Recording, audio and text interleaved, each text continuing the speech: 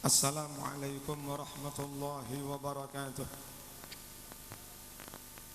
Saya ulangi, Assalamualaikum warahmatullahi wabarakatuh.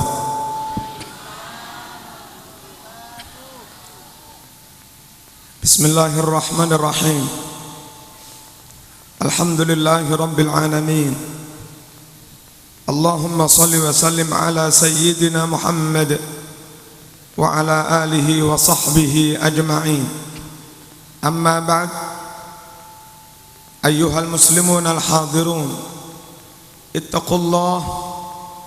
ittaqullaha haqqa tuqatih wa la tamutunna illa wa antum muslimun.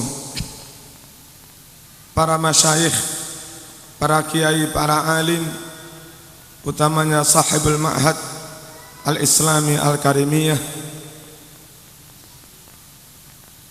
Al-Syeikh Al-Hajj Kiai Haji Busra Karim beserta seluruh anggota keluarga yang sangat memuliakan, para pejabat di lingkungan Pemda Kabupaten Sumeneb, semoga senantiasa dirahmati Allah Subhanahu wa taala.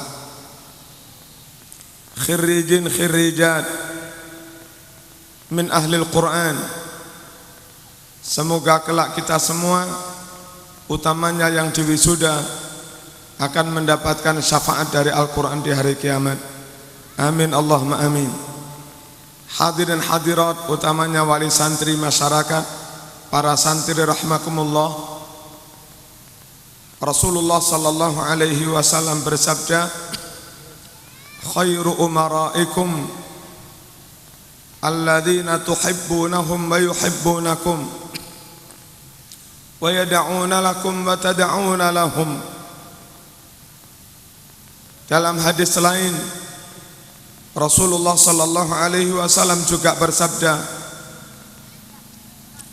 khairul umara alladzina ya'tuna al-ulama wa syarrul ulama alladzina ya'tuna al-umara.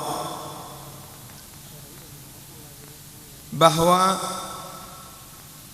sebaik-baik umara, sebaik-baik pejabat adalah mereka-mereka yang mau sowan kepada para ulama, mendekat kepada para ulama, mendengar fatwa para ulama, mengikuti bahkan pemerintahannya dalam rangka menerjemahkan, mengejawantahkan serta melaksanakan dawuh para ulama. Kalau di Madura, kalau di Sumeneb, ada umara yang mendekat para ulama, mendengar para ulama, sowan kepada para ulama. Itulah umara yang paling baik menurut Allah Subhanahu wa taala. Kelihatannya umara, kelihatannya menjadi bupati, tapi senantiasa mendekat para ulama, melakukan tugas para ulama, menerjemahkan dawuh para ulama demi kemaslahatan Islam dan umat Islam. Maka meskipun kelihatannya melakukan tugas-tugas duniawi, sebetulnya itu ibadah dan menjadi orang yang paling baik menurut Allah Subhanahu wa taala. Semoga Kiai Haji Busra Karim sekalipun untuk sementara ditugaskan Allah menjadi sebagian dari umara, juga para jajarannya, semoga bisa menjadi umara yang terbaik menurut Allah Subhanahu wa taala. 100 kiai, 1000 kiai dengan seorang umara yang sama-sama memperjuangkan keadilan, maka satu umara lebih efektif daripada 1000 kiai. Kalau misalnya di Sumeneb ada minum-minuman keras, ada jual miras, 1000 kiai ceramah 1 bulan menentang miras, belum tentu bisa hilang, belum tentu bisa efektif. Tapi seorang umara yang adil, seorang umara yang benar-benar memimpin berdasar Al-Quran dan Sunnah, Enggak usah 1 bulan, cukup 1 menit tanda tangan pelarangan miras. Besok lusa, minggu depan dilaksanakan oleh Satpol, maka seluruh Sumeneb miras akan hilang dalam waktu 1 menit. Oleh karenanya tidak salah kalau Nabi bersabda, khairul umara alladzina ya'tunal ulama. Hadirin rahimakumullah, dalam Islam orang itu yang paling penting adalah menata niat, menata hati. Kalau hati sudah benar, niat sudah benar, semata-mata karena Allah Subhanahu wa taala, maka jadi kiai juga baik, jadi pengasuh pesantren baik, jadi bupati juga baik, jadi kepala dinas baik, jadi satpol baik, jadi apapun baik, asal niatnya sudah karena Allah Subhanahu wa taala. Kam min amalin yutasawwaru min a'malid dunya wa yasiru min a'malil akhirah bi husnin niyyah, wa kam min amalin yutasawwaru min a'malil akhirah wa yasiru min a'malid dunya bi su'in niyyah. Banyak perbuatan, banyak aktivitas, pekerjaan, karir, jabatan, kelihatannya duniawi, jadi menteri, jadi presiden, jadi bupati, jadi apapun, kelihatan duniawi memang. Namun karena niatnya benar, niatnya lurus, semata-mata karena Allah Subhanahu wa taala, maka aktivitas dan perbuatan yang awalnya kelihatan duniawi itu menjadi ibadatan makbulah min a'malil akhirah menurut Allah Subhanahu wa taala. Sebaliknya, betapa banyak amal perbuatan kelihatan secara lahiriah perbuatan akhirat, kelihatannya ceramah, kelihatannya ngaji, kelihatan khutbah, bahkan kelihatan mendirikan pesantren, namun niatnya keliru, hatinya keliru. Pesantren dibangun untuk membuat jaring mendapatkan uang, pesantren dibangun untuk mendapatkan kekayaan dan kedudukan, agama diperalat untuk mendapatkan keuntungan duniawi sesaat. Maka sesuatu yang kelihatannya akhirat dan ibadah itu sama sekali tidak menjadi ibadah ukhrawi menurut Allah Subhanahu wa taala. Kaum muslimin rahimakumullah, menata niat sangatlah penting. Sekali lagi, menata niat sangatlah penting. Innamal a'malu binniyat. Oleh karena itu, para santri, saya sendiri, para hafidhin hafidhat, qari'in qari'at yang diwisuda, sebelum terjun di tengah-tengah masyarakat, marilah kita luruskan niat kita. Yakinlah yang punya surga Allah, kalau pamer amal kepada manusia enggak akan diterima Allah. Yakinlah yang berhak membuat husnul khatimah atau su'ul khatimah hanya Allah Subhanahu wa taala. Satu kampung dipameri, satu kampung memuji perbuatan kita. Kalau Allah tidak ridha, tidak akan diterima oleh Allah Subhanahu wa taala. Yakinlah yang menghisab Allah, yang punya mizan Allah, yang menentukan orang ini ashabul yamin ataukah ashabul shimal, yang menentukan semuanya hanya Allah Subhanahu wa taala. Oleh karena itu, semua bentuk ibadah, amal perbuatan yang dilakukan riya'an linnas, sum'atan linnas, litalabil mahmadah minan nas, semuanya tidak akan diterima oleh Allah Subhanahu wa taala dan tidak akan membuat kita selamat. Kalau enggak percaya silahkan mati, nanti ada bukti dan kita membuktikan sendiri. Hadirin rahimakumullah, di Malang ada penyakit, di beberapa kampus termasuk kampus kami UIN ada kewajiban berjamaah zuhur, dan itu kebijakan dari rektor. Namun ada pandangan yang ganjal, ada pemandangan yang ganjal. Apa itu kaum muslimin rahmakumullah? Kalau ada Pak Rektor sedang di kampus, maka hampir semua dosen dan karyawan tumplek-blek jamaah semua. Tapi anehnya, kalau Pak Rektor sedang di Jakarta, tidak ada di kampus, yang namanya dosen dan karyawan kok ya tahu kalau Pak Rektor enggak di kampus. Dan jamaahnya mendadak menjadi sepi. Ini kira-kira ada apa? Wallahu a'lam bissawab. Semoga mereka dijaga hatinya dan ikhlas.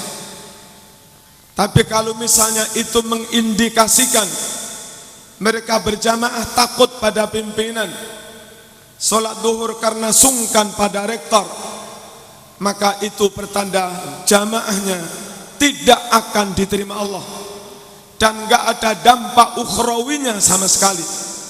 Pak Rektor meskipun memuji, tidak membuatnya husnul khotimah. Manusia mengolok, menghina, tidak membuat kita su'ul khotimah. Biadillah, semua urusan keputusan hanya di tangan Allah Subhanahu wa ta'ala. Kaum muslimin rahmatullah, kita ini orang iman, orang Islam. Kita yakin surga jauh lebih baik daripada dunia, akhirat jauh lebih baik lebih kekal daripada dunia. Wal akhiratu khairu wa abqa. Akhirat lebih baik dan lebih kekal. Jangan sampai mengejar dunia, mengabaikan akhirat. Jangan sampai mencari dunia dengan memperalat akhirat. Jangan sampai mencari apapun untuk urusan pribadi dengan mengesampingkan Allah Subhanahu wa ta'ala. Tidak mungkin orang mukmin, tidak mungkin seorang muslim sekedar untuk mendapat kekayaan dan dia punya prinsip, bagi saya enggak apa-apa, Allah enggak ridho, enggak masalah, yang penting kaya. Saya enggak dapat surga, enggak apa-apa, yang penting kaya. Saya masuk neraka, biarin, yang penting kaya. Allah enggak merahmati saya, enggak masalah, yang penting orang memuji saya. Kalau untuk mendapatkan kesemuanya itu, kita mesti kehilangan Allah, mesti kehilangan ridha Allah, mesti kehilangan rahmat Allah. Rugi kaum muslimin rahmakumullah, rugi serugi-ruginya. Tentang akhirat pasti ada, tentang surga pasti ada, tentang neraka pasti ada. Percaya iman enggak percaya kafir, percaya iman enggak percaya kafir, karena memang itu nas Al-Quran. Tentang mizan, nas Al-Quran. Fa amma man taqulat mawazinuh fahuwa fi 'ishatir radiyah, wa amma man khaffat mawazinuh fa ummuhu hawiyah, wa ma adraka ma hiya narun hamiyah. Kaum muslimin, dalam kitab Mukhtarul Ahadits halaman pertama hadis yang bawah, Mukhtarul Ahadits halaman pertama bagian bawah, ada sabda Nabi Muhammad sallallahu alaihi wasallam bahwa hamba yang paling dibenci Allah, abghadul ibad ilallah, seorang hamba yang tampilnya, lahiriahnya luar biasa ukhrawi, senantiasa agamis. Bahkan kalau saya menggambarkan, setiap ketemu orang, alhamdulillah, masya Allah, astaghfirullah, astaghfirullah, alhamdulillah, subhanallah, ya salam, luar biasa Islami. Abghadul ibad ilallah man kana thawbahu khairan min amalih.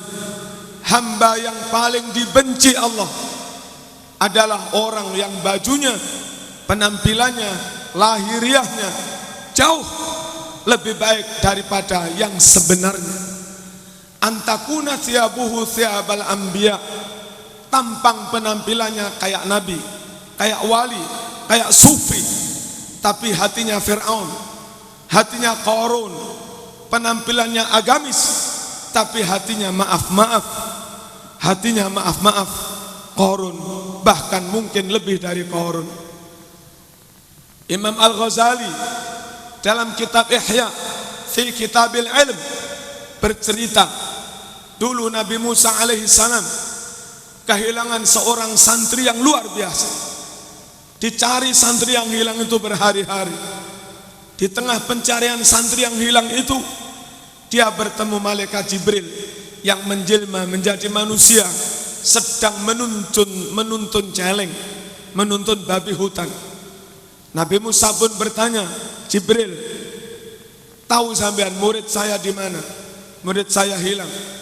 Jibril menjawab, muridmu yang sekarang saya tuntun ini, muridmu sekarang jadi celeng saya tuntun ini. Malaikat bertanya, kenapa? Tanya sendiri kepada Allah, kenapa muridmu disebdo jadi celeng? Dan Allah kepada Bani Israel kalau kadung marah, ada yang dijelmakan menjadi bedes. Apa bedes ini? Menjadi bedes, monyet. Kunu qiradatan khasiin. Jadi bedes saja kalian semua. Ternyata ada satu yang dirubah Allah menjadi celeng. Nabi Musa pun bertanya pada Allah, ya Allah, kembalikan muridku jadi manusia. Allah menjawab, tidak, cukup Anda saya beritahu kenapa muridmu saya rubah menjadi celeng. Garis bawah, tulis besar-besar di setiap dada para kiai, di setiap dada para santri, di setiap dada pengurus NU atau siapapun, tulis besar-besar jawab Allah kepada Musa alaihissalam, innahu yatlubud dunya biddin, innahu yatlubud dunya biddin. Muridmu ini kurang ajar. Dengan memperalat agama, dia hanya mencari kekayaan dunia. Memperalat agama untuk mendapatkan kedudukan politik, dan setelah dapat kedudukan politik sama sekali tidak memperjuangkan agama. 5 tahun menjabat kaonok tila 11, istilah Jawa. 5 tahun menjabat enggak ada bekas perjuangannya sama sekali. Umat Islam enggak semakin maju. Berapa ratus panti yatim yang disantuni tidak ada juga. Berapa ratus masjid yang dibangun enggak ada juga. Berapa ratus orang yang diselamatkan dari pemurtatan enggak ada juga. Berapa gereja maaf yang dicegah IMB-nya enggak ada juga. Pokoknya hatta kampanye dalil Al-Quran pun, hatta kampanye memperalat agama sekalipun, tujuannya satu, untuk mendapat kedudukan dan menumpuk kekayaan.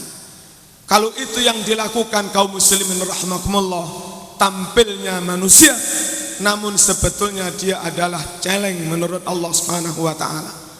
Bermental celeng, bertampil manusia. Kaum muslimin rahimakumullah, saya mungkin sedikit ada kasar, namun sekali lagi meluruskan niat sangatlah penting. Membeningkan hati sangatlah penting. Kita diperintah menjadi khairun nas anfa'uhum linnas, sebaik-baik orang, yang paling banyak memberi manfaat, kemaslahatan pada orang lain. Nyator Ahmad Kiai, selamat datang. Allahumma shalli ala Muhammad. Khairun nas anfa'uhum linnas, sebaik-baik orang yang paling banyak memberi manfaat kepada orang lain. Pertanyaannya, dengan ilmu saja bisakah memberi kemanfaatan pada orang lain? Atau malah ngakali orang lain? Atau malah memperalat orang lain? Pertanyaan lagi, kita sudah menjadi apa-apa dan sangat berkesempatan, berpeluang untuk berbuat banyak manfaat kepada orang lain. Apakah itu kita lakukan? Belum tentu. Orang memberi kemanfaatan, kemaslahatan kepada orang lain, minimal ada dua faktor yang mempengaruhi perbuatan itu. Yang pertama, punya kemampuan. Yang kedua, punya kemauan. Punya kemampuan dan punya kemampuan. Kaum muslimin rahimakumullah, dengan pendidikan yang tinggi, diharapkan orang punya kemampuan untuk berbuat banyak. Dengan kedudukan dan jabatan yang diraih, diharapkan orang punya kemampuan untuk berbuat banyak. Dengan punya harta yang cukup, diharapkan orang punya kemampuan berbuat banyak pada orang lain. Dengan kedudukan yang diraih, dengan pengaruh dia terkenal, maka dia berkemampuan, berkesempatan untuk berbuat maslahat pada orang lain. Namun apabila tidak disertai kemauan, maka tidak jadi berbuat untuk orang lain. Bagaimana kemampuan yang baik timbul? Bagaimana niat yang baik bisa muncul? Niat yang baik ibarat benih yang baik, hanya bisa tumbuh di tanah yang baik pula. Tanah yang banyak rumput, tanah yang tandus, tanah yang banyak ulat dan embuknya menurut Jawa. Tidak mungkin di tanah yang tidak baik itu bibit bisa tumbuh dengan baik. Niat yang baik akan tumbuh di hati yang baik, hati yang full karena Allah, hati yang full rahmah linnas, hati yang full adil, hati yang full takut dihisab Allah, hati yang full khasyah kepada Allah. Hati yang seperti itulah yang di situ akan tumbuh keinginan-keinginan, inisiatif, tujuan, niat yang baik untuk berbuat maslahat kepada orang lain. Sehingga dengan hati yang baik, dengan kemampuan ilmu yang cukup, insya Allah kita bisa khairun nas anfa'hum linnas. Semoga para wisudawan yang sudah diwisuda dikhatami tadi punya dua-duanya, hati baik dan punya kemampuan ilmu yang cukup. Kaum muslimin rahimakumullah, kita sama-sama tahu orang beramal tanpa ilmu tidak diterima, dan orang berilmu tidak beramal juga dilaknat Allah Subhanahu wa taala. Kam min amalin, maaf,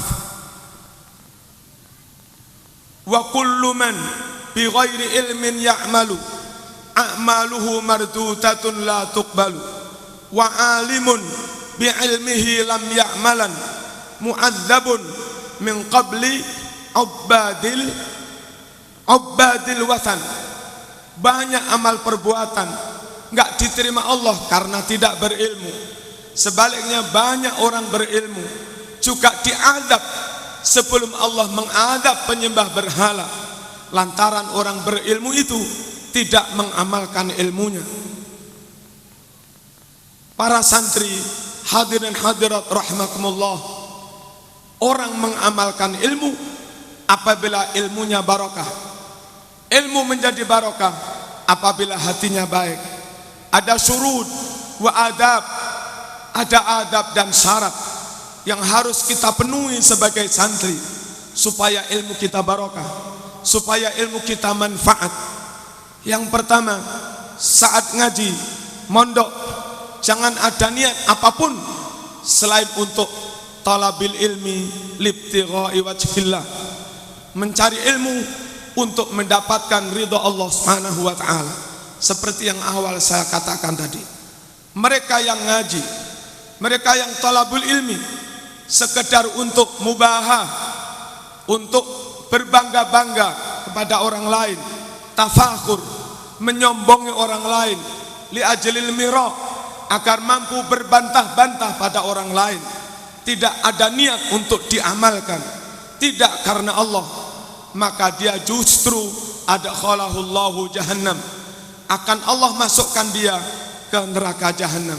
Para santri barangkali ada yang niat tidak karena Allah, mulai detik ini lewat majelis yang mulia ini luruskan niatmu semata-mata karena Allah. Siapa tahu sekarang meluruskan niat, besok mati husnul khotimah. Siapa tahu meluruskan niat, besok lusa mati syahid. Yai Mahrus Ali di Lirboyo tahun sekitar 90-an sekian, saat ada santri Lirboyo wafat. Dulu, maaf, sebelum tahun itu, saat ada santri Lirboyo wafat, maka kiai mengumumkan bahwa santri ini mati syahid karena dia mati dalam talabul ilmi. Dan benar-benar menjadi syahid apa tidak? Apa hanya syahidul dunia atau juga syahidul dunia plus syahidul akhirah? Bergantung niat. Yang kedua, barokah ilmu akan kita dapat asal kita senantiasa mencari ridho guru kita. Jangan sampai mondok, jangan sampai ngaji, jangan sampai bertalabul ilmi yang membuat marah guru, yang membuat hati guru sakit, yang membuat hati guru tersinggung. Kaum muslimin rahmakumullah, Bal'am bin Ba'ura Barsis dalam cerita surat Al-A'raf mati su'ul khotimah, padahal dia sangat alim, diibaratkan ilmunya tembus langit, namun matinya su'ul khotimah karena dia sombong atas gurunya, yakni Nabi Musa sendiri. Kadang ada santri, alumni sini atau mana, keluar dari sini sudah menjadi profesor doktor, yang kebetulan pengasuhnya masih di RS, masih S1 dan sebagainya. Dia meremehkan pengasuh, dia tidak menghormati pengasuh, tidak lagi sungkem kepada pengasuh, bahkan berani bersekongkol dengan orang lain untuk menghabisi pengasuh. Mungkin orang itu secara zahir pintar, namun tidak manfaat ilmunya dan tidak barokah. Bal'am seperti itu, Barsis seperti itu. Kaum muslimin rahmakumullah, di Malang ada, saya nggak usah menyebut nama, alumni Kiai Mastuki Mahfud, teman saya satu pondok, sekarang nasibnya nggak karu-karu, nasibnya nggak karu-karu. Kuliah di IAIN ketika itu ranking 1, mewakili wisudawan atas nama wisudawan terbaik. Sekarang jangankan guru MI, guru TPQ pun nggak laku, guru TPQ nggak laku, dan ilmunya nggak diterima masyarakat, padahal alim luar biasa. Ini salah satu tanda, bukti bahwa orang kurang ajar dengan gurunya, ilmunya tidak barokah, kecuali kalau gurunya memaafkan dan dia sudah minta maaf dan gurunya sudah ridho dan tidak akan mengulangi lagi. Barangkali ada santri atau alumni pernah menyakiti kiai, bunyai atau siapapun, nanti sehabis pengajian ini atau sekarang segera minta maaf dan sungkem sampai kiai ridho. Kalaupun supaya kiai ridho, harus menjilati, maaf nanah yang ada di kiai, jilati agar kiai ridho. Jangan sampai guru tidak ridho. Kenapa di pondok-pondok rata-rata santri ilmunya barokah, di kampus-kampus jarang santri yang ilmunya barokah, di kampus nggak ada adab, di kampus guru dosen yang pernah mengajar fikih di demo, guru dosen yang pernah ngajari tasawuf di demo, dan diolok-olokkan sebagai bajingan. Makanya alumni kampus yang menjadi pengangguran 50% lebih. Alumni pondok meskipun tidak di sektor formal, meskipun tidak jadi PNS, memang ada 1-2 yang nganggur, tapi rata-rata pulang ilmunya barokah.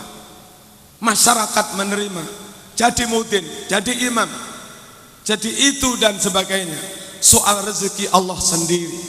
Santri yakin, intang surullah yang surkum wa yuthabbit aqdamakum. Asal kalian mau memperjuangkan agama Allah dimanapun, pasti Allah menolongmu. Tidak mungkin Allah mengabaikan kamu. Kaum muslimin rahmakumullah, saya marzuki yang dhaif, merasa banyak ditolong Allah Subhanahu wa taala. 2 tahun yang lalu saya membeli gereja seharga 100 juta dan sekarang menjadi TPQ. saat akan memutuskan beli gereja itu, saya belum punya uang. Saya belum punya uang. Karena pastornya menjual dan saya sanggup membeli. Dalam waktu kira-kira 1 minggu tanpa ngemis ke sana kemari, banyak jamaah yang berdatangan ke rumah dan membantu. Sekitar 1 minggu sudah terbayar 100 juta itu. Mesti ditolong Allah. Asal nggak ada serepes pun yang ditilep untuk kepentingan pribadi. Intang surullah yang surkum wa yuthabbit aqdamakum. Baru-baru ini saya harus berebut tanah sekitar 1000 meter dengan kelompok yang anti tahlil, dengan kelompok yang membid'ah-bid'ahkan Wali Songo, yang mengkhurafat-khurafatkan Wali Songo. Bahkan kelompok itu pernah ceramah, barang siapa ziarah Wali Songo maka hukum orang itu menjadi murtad, musyrik, halalud dam. Murtad, musyrik, halalud dam. Kelompok itu punya yayasan dan akan membeli tanah. Saya pun harus segera membeli tanah itu agar tak terbeli oleh kelompok itu, demi Ahlus Sunnah wal Jamaah.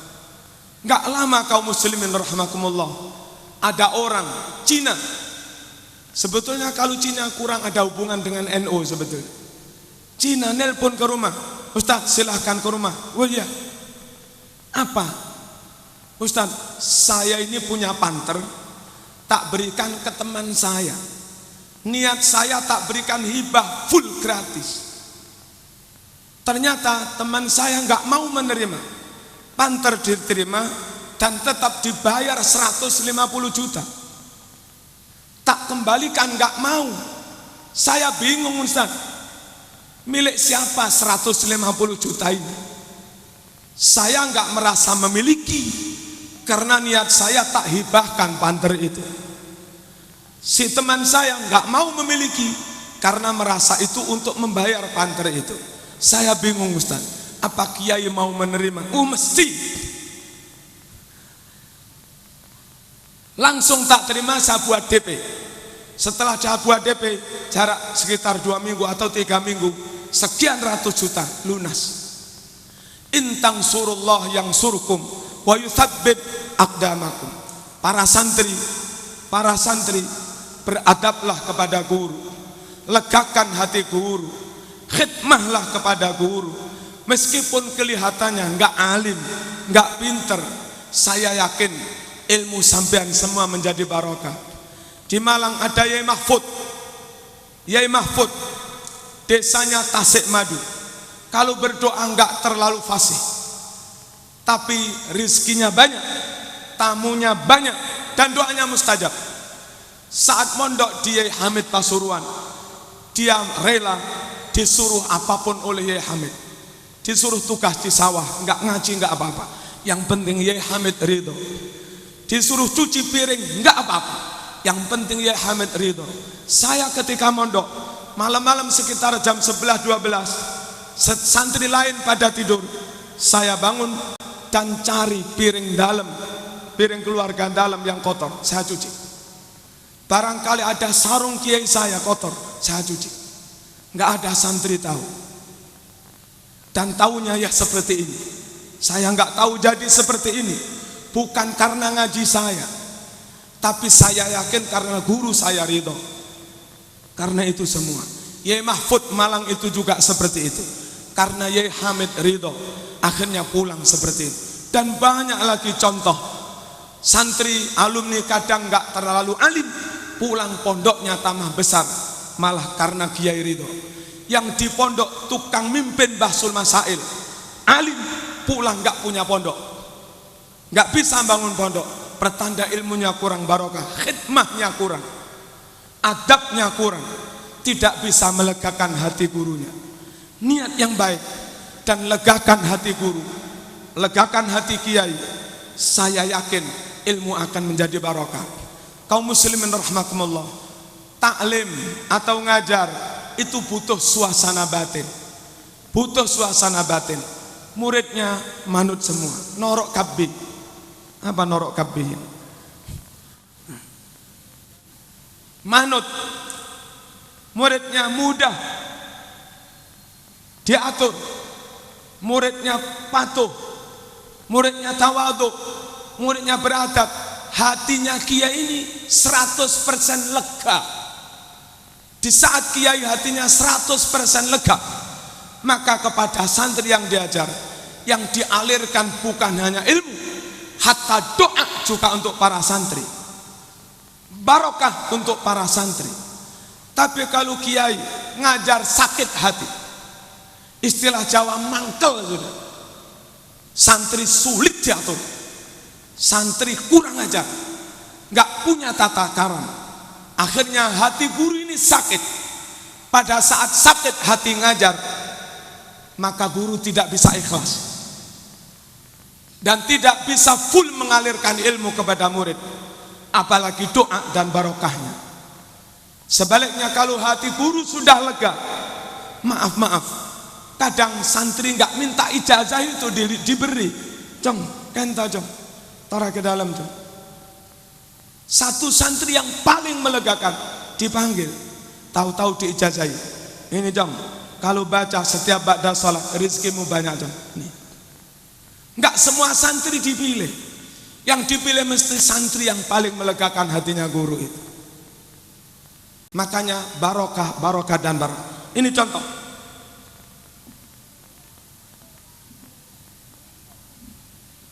Ini gelas. Bisakah botol ini mengisi air di gelas dan proses pengisiannya menjadi baik? Bisa. Asalkan gelas mau di bawah dan botol di atas. Gelas di bawah, botol di atas. Si murid tawaduk di bawah dan rela gurunya ada di atasnya. Kalau murid kurang ajar, takabur, nggak mau di bawah, minta diisi tapi maunya di atas. Bagaimana cara ceret mengisi leweng gelasnya di atas?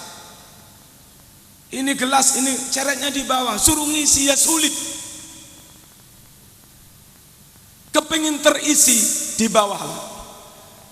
Apa setiap gelas yang di bawah mesti terisi? Belum tentu.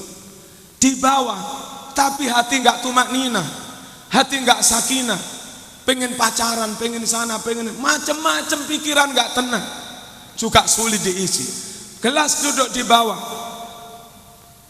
tapi mau diisi bergerak-gerak terus, nggak anteng, nggak meneng, nggak sakinah, nggak tumakninah.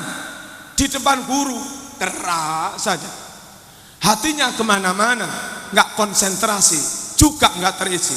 Gelas yang terisi, dia di bawah, meneng, diam, tawadhu, khusyuk, full memperhatikan dan memandang wajahnya guru. Ini nanti terisi sepenuhnya. Plus gurunya juga sayang, gurunya dekat dengan murid. Gelasnya di bawah, ceret di atas, dan ceret ini mau mendekat pada gelas. Dekat, pelan, lemah lembut, sayang. 100% terisi, nggak ada setetes pun yang tumpah. Sebaliknya gelas di bawah, tapi gurunya tidak ikhlas, gurunya menjaga jarak, gurunya jaim, jaga imit, nggak mau full sepenuh hati kepada murid. Memang murid di bawah, tapi gurunya ambil jarak. Dari sini ceret itu mengisi gelas, insya Allah banyak yang tumpah. Guru sayang murid, murid menghormati guru. Guru dekat murid, murid tawaduk kepada guru. Proses yang saling menguntungkan itulah menjadi proses yang baik untuk taklim dan thalabul ilmi. Kaum muslimin rahimakumullah, ada 4 syarat supaya ilmu menjadi barokah. Yang kedua itu. Yang ketiga, supaya ilmu menjadi barokah, supaya ilmu menjadi barokah harus disertai amal. Harus disertai amal. Dan ilmu akan barokah, akan bertambah kalau kita senantiasa beramal tentang ilmu itu. Coba tamat mondok, usai mondok, langsung kitab taruh lemari, kuncinya hilang lagi.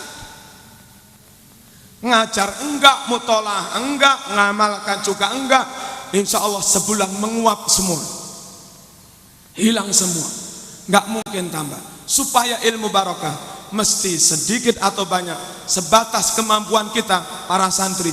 Amalkan ilmumu, amalkan ilmumu, insya Allah dengan mengamalkan ilmu otomatis ilmu kita juga bertambah. Yang terakhir, yang ini amat sangat sulit, amat sangat sulit, apalagi di zaman yang ruwet ini. Apa? Harus dengan luqmatul halal, harus dengan luqmatul halal. Niat sudah, adab sudah, sungguh-sungguh berkhidmah pada guru sudah.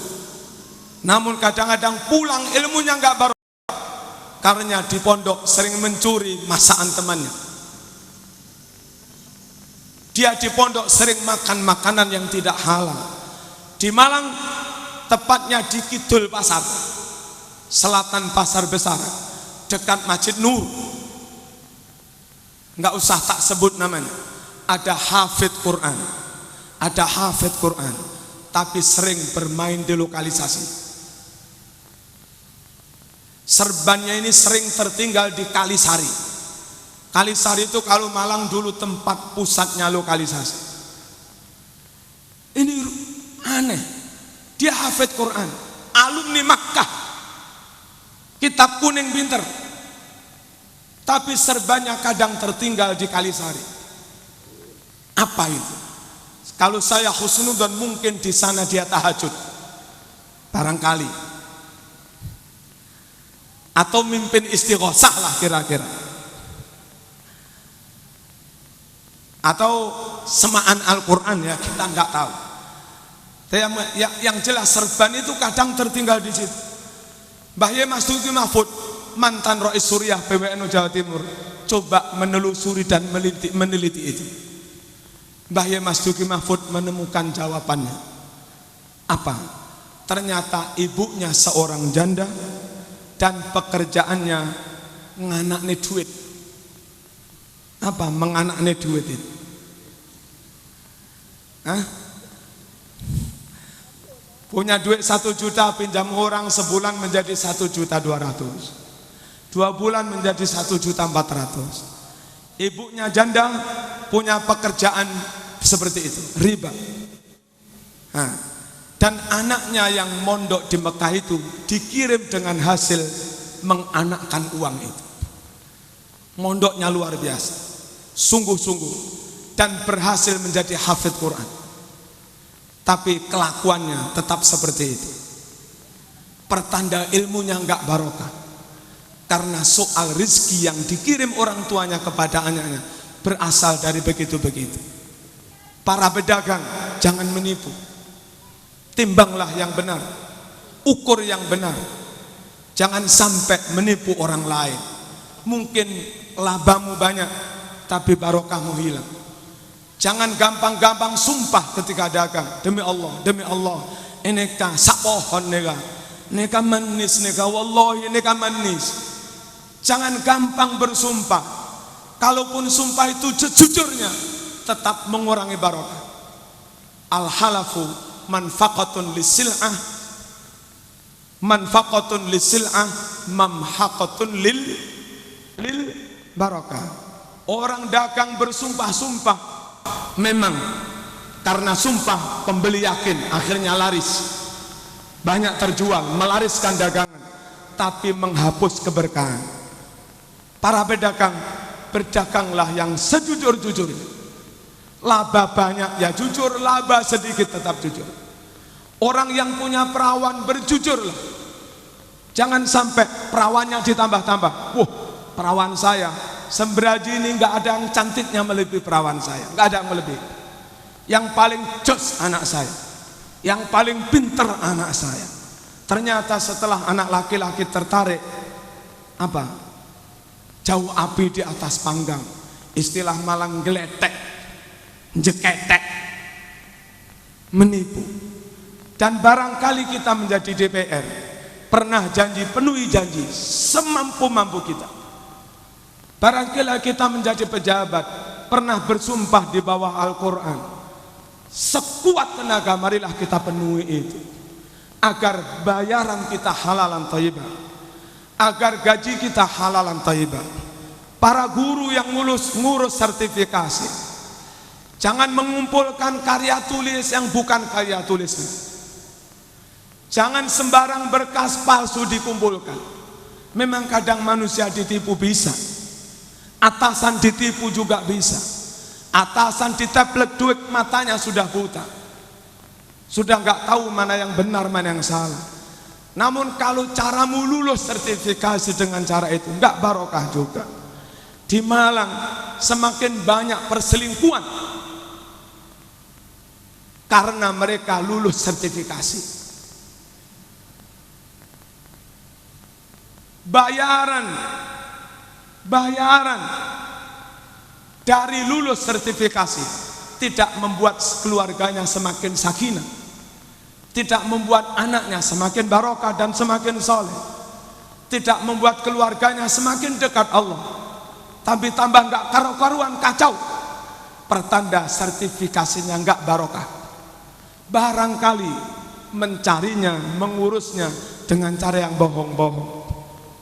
Kaum muslimin rahimakumullah, mungkin panjenengan punya jadi kepala dinas, mungkin diamanati bupati ngurus tender, urus sebaik-baiknya. Kalaupun ada fee, ambil fee yang halalan thayyibah, yang sesuai dengan aturan saja. Jangan sampai lebih dari itu. Rasulullah sallallahu alaihi wasallam bersabda, "Man waliya min amri ummati syai'an fasyaqqa alaihim fasquq alaih. Wa man waliya min amri ummati syai'an farafaqa bihim farfuq bih."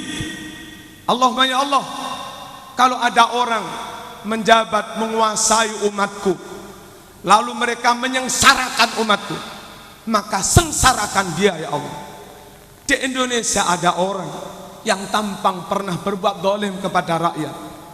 Saat akan mati sengsara sekarat 2 minggu. Di hidungnya ada oksigen, apa ini? 2 minggu megap-megap gak mati-mati. Betapa sakit dan sengsaranya sekarat 2 minggu. 1 detik sekarat sudah amat sangat sakit. 2 menit sekarat sudah amat sakit.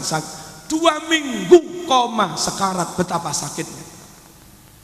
Ya Allah, kalau ada orang memimpin umatku lalu menyengsarakan umatku, sengsarakan dia ya Allah. Sebaliknya kalau ada seorang memimpin umatku, dia sayang pada umatku, membantu fakir miskin, mumpung jadi ini, maka seluruh yatim didata, beres semua sesuai dengan undang-undang. Fakir miskin, anak yatim, dan orang-orang telantar ditanggung oleh negara. Saya sekarang yang mewakili kedudukan negara itu, saya laksanakan sepenuhnya. Begitu saya jadi, semua yatim beres. Sebisa-bisanya itu kita lakukan. Kalau itu yang kita lakukan, farfuq bih, orang yang menyayangi rakyat dan umatku ya Allah, sayangi dia ya Allah. Zahirnya dia pejabat, namun wafatnya husnul khotimah. Zahirnya dia jadi pejabat, imam yang adil. Di padang mahsyar dipayungi Allah Subhanahu wa taala. Sab'atun yudhilluhumullah fi dhillih yauma la dhilla illa dhilluh. 7 golongan nanti dipayungi Allah, yuk, enggak panas di padang mahsyar. Yang pertama bukan takmir masjid. Yang pertama bukan pengasuh pesantren yang dipayungi Allah. Yang pertama Pak Yai Busro insyaallah. Imamun adilun, seorang pemimpin yang adil pada rakyat, sekalipun dirinya harus mengalah, nggak apa-apa. Yang penting saya membahagiakan umat Nabi Muhammad SAW. Ya Allah, kalau ada orang menjabat, dia menyayangi umatku, sayangi dia ya Allah. Husnul khotimahkan dia ya Allah. Payungi dia di padang mahsyar ya Allah. Selamatkan saat lewat di Shiratal Mustaqim ya Allah. Hantar dia sampai ke surga, amin Allahumma amin. Cerita terakhir, bukan cerita, pelajaran. Mobil baru, coba BBM, bensinnya diisi dengan bensin yang dicampur kencing. Mobil baru, mesin jreng, semuanya jreng, tapi bensinnya campur air peceren. Jalan apa enggak? Enggak mungkin jalan. Mobil kuno, Cherry tahun 80, ebrek. Tapi terawat, mesin bagus, bensin murni, oli baru, aki baru, cek jeng jalan. Mobil jelek, bensin murni lancar. Mobil baru, bensin campur air peceren, enggak jalan. Orang doanya fasih, ilmunya luar biasa, kitabnya 5 lemari, doa wes. Tapi hatinya, badannya termasuki makanan-makanan haram, bensinnya campur air peceren, nggak akan dikabulkan Allah Subhanahu wa taala. Nggak jalan doanya. Orang awam kadang membacanya ya kayu ya kayumu, ya kayu ya kayumu, nggak bisa fasih. Katanya orang kuno dulu kalau wirid bukan ya hayu ya kayum, tapi katanya yo kayuku yo kayumu, yo kayuku yo kayumu. Nggak bisa ar-Rahmanir Rahim, bisanya ar-Rahmanir Rahim. Bukan arba'a raka'atin, tapi raka'atin. Nggak bisa fasih, tapi hati full karena Allah. Nggak ada intrik apapun, ingin dipuji nggak ada. Dia petani desa, makanannya full halal, nggak pernah korupsi, nggak pernah apa.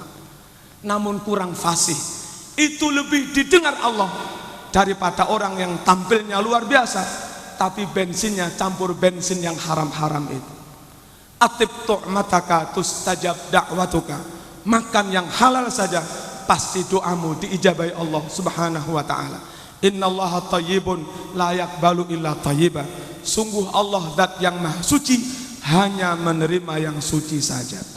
Inilah para santri, para wisudawan wisudawati, dengan niat semata-mata karena Allah, khidmah kepada kiai dan guru, jaga adab dan tata kerama, amalkan ilmu kalau sudah pulang sebisa-bisanya, dan bekerjalah dengan yang baik untuk mendapat rezeki yang halal.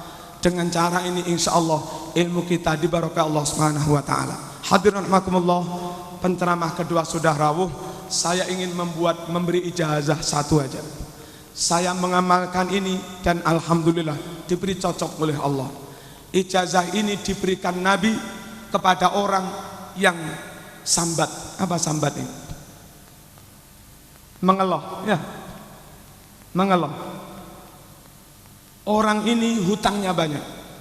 Lalu sowan kepada ya Rasulullah, hutang saya banyak. Rokibat niduyun, utang saya menumpuk.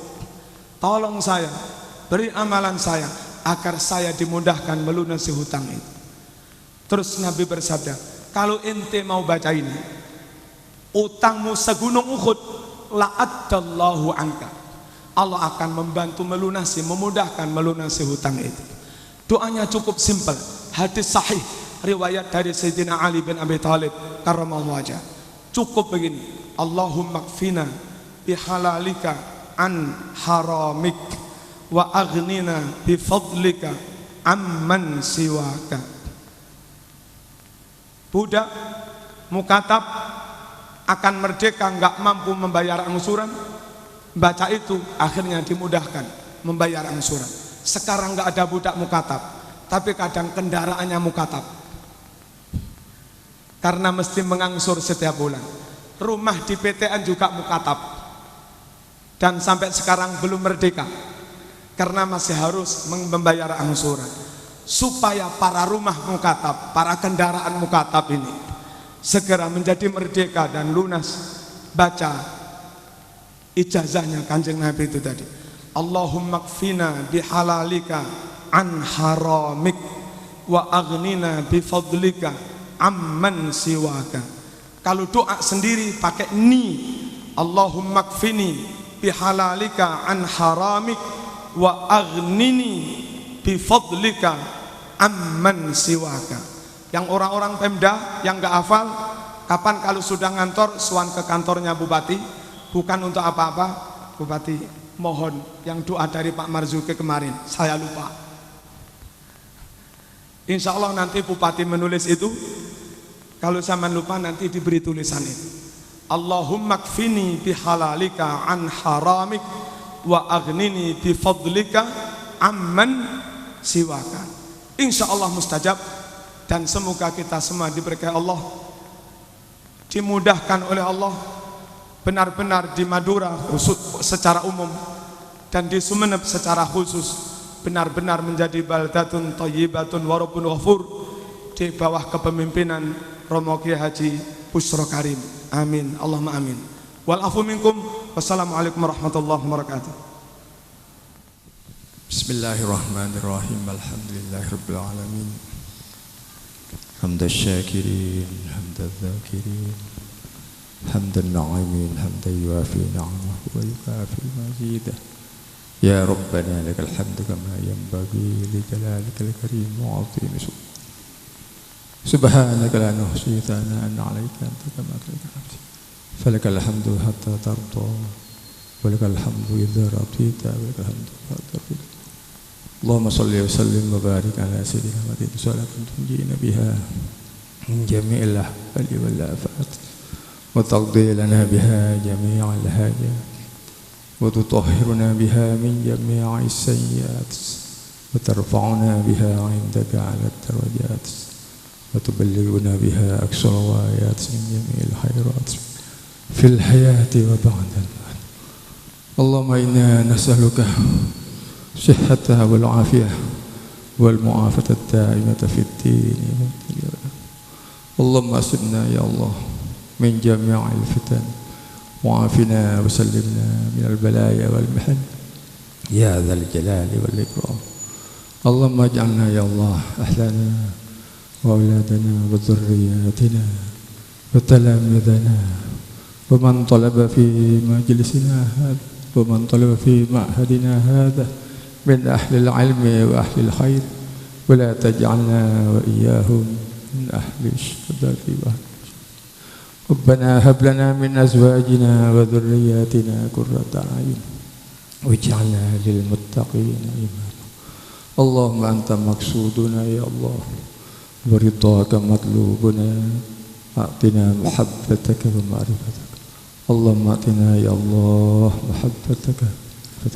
اللهم اختم لنا يا الله بخاتمة السعادة واجعلنا من الذين سبقت لهم الحسنى والزيادة بجاه نبينا محمد صلى الله عليه وسلم، بجاه سيدنا محمد صلى الله عليه وسلم ذي الشفاعة. اللهم اجعلنا يا الله لنا ولدنا وذرياتنا تلاميذنا من أهل العلم وأهل الخير، ولا تجعلنا وإياهم من أهل الجهل وأهل الضير، واجعلنا وإياهم من المؤمنين حقا الذين إذا ذكر الله وجلت قلوبهم وإذا تليت عليهم آياته زادتهم إيمانا وعلى ربهم يتوكلون.